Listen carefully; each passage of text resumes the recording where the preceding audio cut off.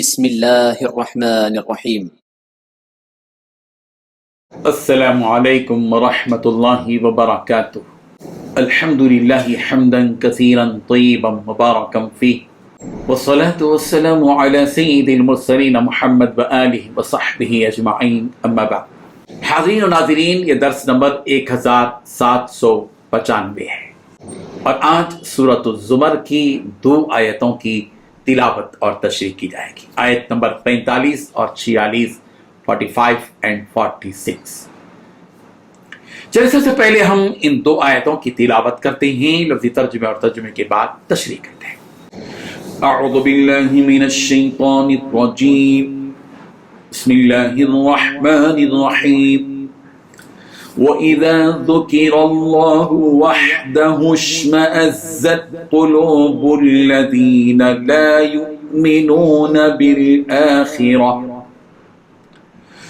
وَإِذَا ذُكِرَ الَّذِينَ مِن دُونِهِ إِذَا هُمْ يَسْتَبْشِرُونَ قُلِ اللَّهُمَّ فَاطِرَ السَّمَاوَاتِ وَالْأَرْضِ عَالِمَ الْغَيْبِ وَالشَّهَادَةِ أنت تحكم بين عبادك فيما كانوا فيه يختلفون صدق الله العظيم۔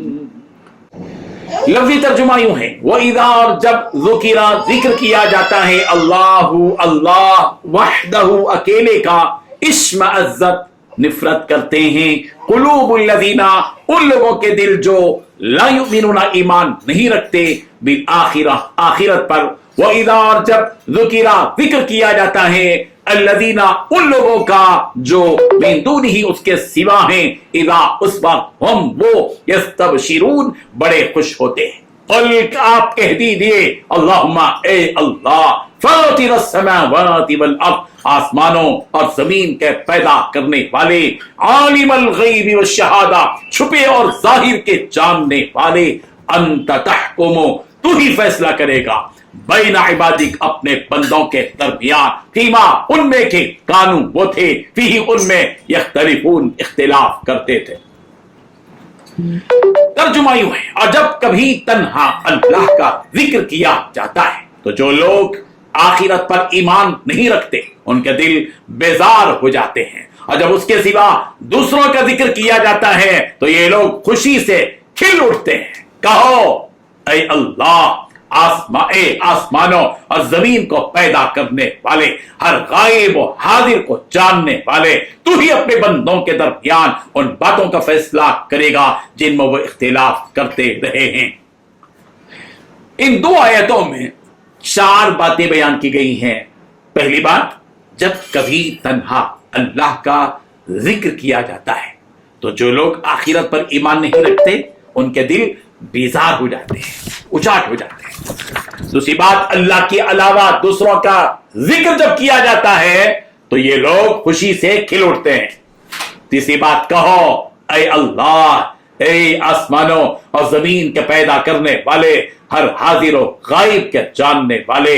چوتھی بات، تو ہی اپنے درمیان ان باتوں کا فیصلہ کرے گا جن میں وہ اختلاف کرتے رہے ہیں۔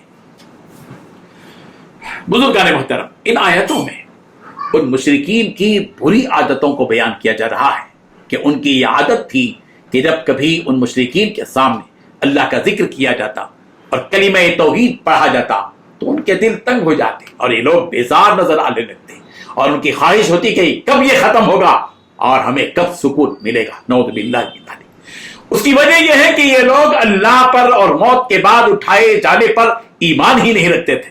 تو جب کوئی انسان کسی بات پر یقین ہی نہیں رکھتا اور اس سے اسے محبت اور لگاؤ ہی نہ ہو تو جب وہ بات اس کے سامنے بیان کی جاتی ہے تو ظاہر بات ہے کہ وہ اسے پسند نہیں کرتا، یہاں تک کہ وہ اسے سننا بھی گوارا نہیں کرتا۔ یہی حال ان کافروں کا اللہ تعالیٰ سے متعلق تھا کہ جب اللہ تبارک و تعالیٰ کی بات ان کے سامنے کی جاتی تو وہ بیزار ہو جاتے، اکتاہٹ کا شکار ہو جاتے، انہیں بیزار محسوس ہوتا تھا۔ اور جب دوسروں کا تذکرہ ہوتا تو ان کے دل खुशी से मचल उठते, खिल उठ जाते। अल्लाह अकबर।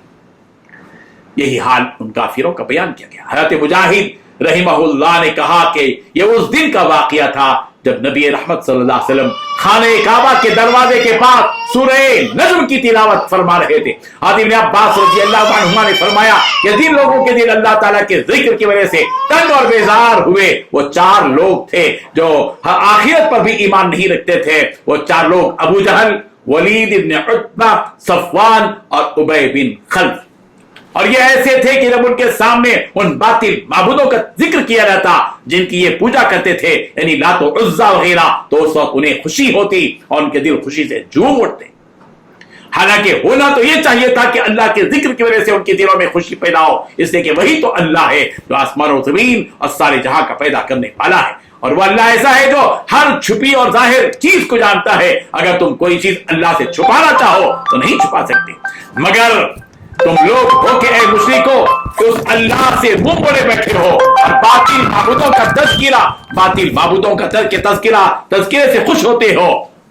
याद रखो जब कल क़यामत का दिन होगा तो यही मालिक अर्ज़ व समा तुम्हारे दरमियान बतौर जज फैसला करेगा, जिसके फैसले को कोई झुटला नहीं सकता।